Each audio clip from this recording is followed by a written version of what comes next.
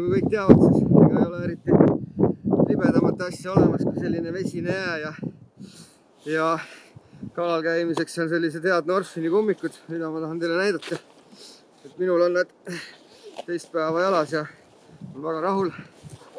Et põhiline funktsioon nendel kummikutel on siin talla all olevad sellised kassid või naelad, mida saab siis ümber pöörata tööasendisse ja siis nii-öelda ära peita naelad, et saab kasutada paadis või kuskil pinnal, mida ei taha kahjustada ka, et ei pea kasutama ainult kalal.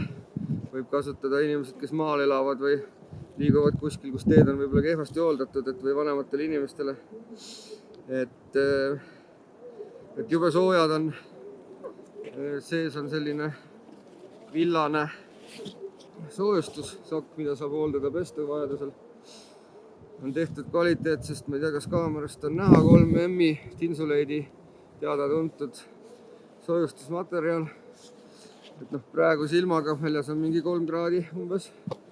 On jalgadel ikka väga soe, et täitsa mõnus. Ja jalga lähevad hästi. Üleval on kummipael ja nöör, kus saab seda suud kinni poole tõmmata, et kui sügaval lumes peaks sumpama, ei lähe lumi sisse. Kalastusriietel üldjuhul tõmmatakse piksid siia peale. Selles mõttes on need ka head saapad võrreldes minu eelmistega, et nad on veidi kitsamad.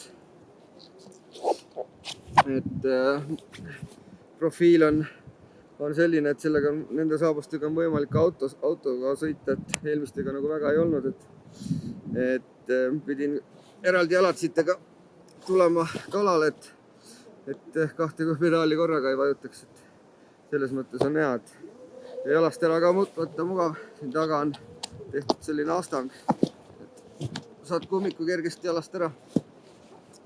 Mina olen küll väga rahul ja kui sul on selline Norfini Extreme 5 kombe, siis ega siin veelombis ka nagu väga hull istuda ei olegi, et